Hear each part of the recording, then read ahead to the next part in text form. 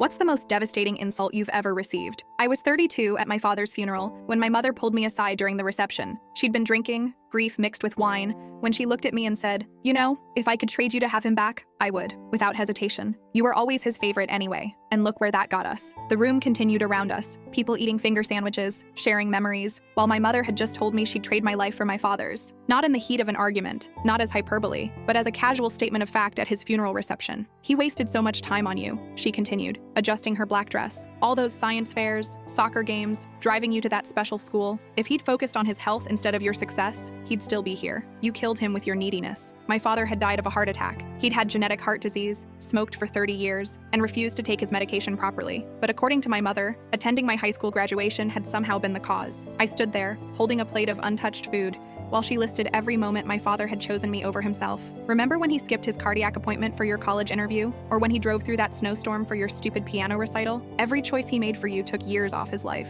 My aunt tried to intervene, but Mom wasn't finished. "You want to know the truth? When you were born, I had postpartum depression. Your father bonded with you while I couldn't. And you held that against me your whole life, always running to Daddy, making me the villain. Well, now you have no one to run to." She walked away to refresh her wine, leaving me surrounded by people who'd heard everything. My cousin touched my arm gently. "She doesn't mean it. She's grieving." But grief doesn't create feelings, it reveals them. My mother had just revealed 32 years of resentment in 30 seconds. The next day, she called acting like nothing had happened. When I brought up her words, she claimed not to remember. "I was in shock," she said. "You can't hold me responsible for grief talking." But I'd seen her eyes when she'd said it. Clear, focused, finally free to say what she'd always thought. I went no contact for 6 months. She told the family I'd abandoned her in her time of need, that I was selfish and cruel. Some relatives believed her. Others had heard her at the funeral and understood. My therapist said it was the cruelest thing she'd heard in 20 years of practice. The insult haunts me because there's no response to it. How do you answer someone who wishes you were dead instead of your parent? How do you process that your existence is seen as a theft of someone else's life? My father loved me, and according to my mother, that love killed him. She remarried last year, sent me an invitation with a note. Time to move forward. As if her confession was just something to move past. I didn't attend. She told everyone I was bitter about her finding happiness. The truth is, I'm relieved she has someone else to blame for her unhappiness now. Sometimes I dream about that moment, except in the dream, I have the perfect response. But I wake up,